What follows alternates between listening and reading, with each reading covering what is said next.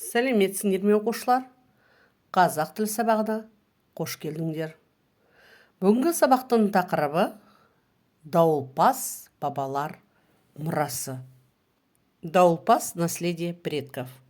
Сабақтың мақсаты дауылпаз аспабымен танысу, ертеде болып өткен әрекет туралы баяндап айту және жазуды үйрену. Вы познакомитесь с казахским музыкальным инструментом дауылпаз и научитесь рассказывать и писать о прошлых событиях. Бүгінгі сабақтың жаңа сөздерімен таныс болайық. Ұрпақ, поколение, потомство, жорық, поход, дауыс күшейткіш, колонка, жаршы, глашатай, бақсы, знахарь, шаман. Дауылпаз, қазақтың ұрып ойналатын көне саз аспабы. Дауылпаз – казахский народный ударный музыкальный инструмент. Енді экранға назар аударайық. Суретпен танысып, онда болып жатқан оқиғаны көршіңмен талқыла. Посмотрите на картинку и обсудите со своим соседом, о чем идет речь. Әсет неден қорқып тұр деп ойлайсың? Как вы думаете, чего боится Әсет? Айғайлап тұрған адам кім? Кто этот человек, который кричит? Балалар қандай хабар естіді? Жақсы хабар ма, әлде жаман хабар ма? Как вы думаете, какое послание услышали дети? Хорошие новости или плохие новости? Тамаша, оқушылар. Енді өздеріңді тексеріңдер. Теперь проверьте свои ответы. Конечно же, Осет испугался голоса дауылпаза, да? А глашатай всех приглашал на праздник. То есть он объявил хорошие новости. Это было приглашение на Шілдехана, на праздник рождения ребенка. У Ахшабая родился внук. И глашатай объявляет, что будет праздник, где будет 30 дней веселья и 40 дней пиршества. Енді мәтінді бірге оқиық. А теперь давайте прочитаем текст. Дауылпаз ғасырлар бойы ұрпақтан ұрпаққа беріліп келе жатқан мәдени мұра. Дауылпазды менің білуімше ата-бабамыз соғыста, әскери жорықта қолданған. Өз әскеріне белгі берген. Кейде бақсылар да дауылпазды ауруды емдеу кезінде қолданған. Оған қоса аң аулау кезінде оны аңшылар да пайдаланған. Бүгінде дауылпазды музыкалық аспап деп білеміз. Кеше жаршыны көргенде қатты қорықтым, жау келді деп түсіндім. Бұрынғы заманда дауыс күшейткіш, газет пен журнал болмаған. Жаршы халықты өзіне қарату үшін дауылпаз соғады. Көне ғасырда дауылпаз өте маңызды құрал болған.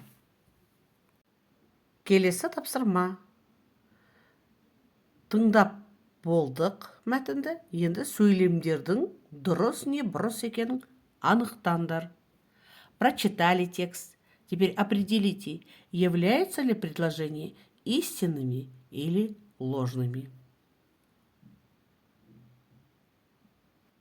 Тамаша, балалар, өздеріңді тексеріңдер. Проверьте себя. Оқушылар, оқиғаның жалғасын болжап көріңдер. Қоршауда берілген сөздерді пайдаланыңдар. А теперь попробуйте предположить продолжение этого текста, используя слова в рамке. Жарайсыңдар, оқушылар. Бұл тапсырманы да ойдағыдай орындады деп ойлаймын. Проверьте себя.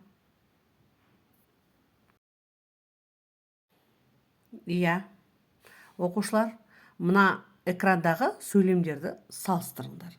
Сравните эти предложения. Правильно вы заметили, что в первом глагол қолданыпты, а во втором қолданған. То есть разница в суффиксах времени. В первом действие, завершившееся в прошлом, причем говорящий не был очевидцем этого действия или в его достоверности не уверен. То есть вы уже с прошлого урока знаете, что это давно прошедшее время, да, которое образуется путем прибавления к основе глагола суффиксов «ап», «эп» и «п». И это было, еще раз повторюсь, давно прошедшее время неочевидное. А сегодня мы рассмотрим с вами давно прошедшее время, то есть это уже очевидное, обозначает действие, завершившееся в прошлом. Причем говорящий здесь уже был очевидцем этого действия, он уже уверен в нем. И данное время глагола образуется с помощью суффиксов «ган», «ген», «хан», «кен». И затем плюс личное окончание. Тамаша оқушылар, ережені түсінген болсаңдар, онда жаттығу арқылы пысықтайық. Молодцы, ребята! Если вы освоили грамматику, то выполним следующее задание. Измените слова по образцу, то есть добавьте соответствующие суффиксы. Тамаша балалар, орындап болсаңдар, өздеріңді тексеріңдер. Молодцы! Теперь проверьте свои ответы.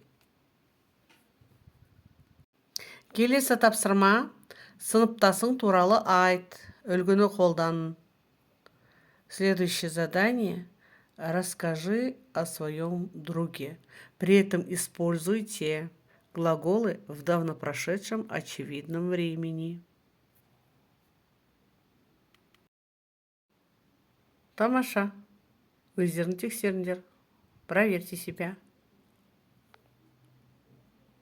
Үйге тапсырма: осы етістіктермен сөйлем құраңдар. Составьте предложение с данными глаголами. Осымен сабағымыз аяқталды. Сау болыңдар. Назарларыңа рахмет.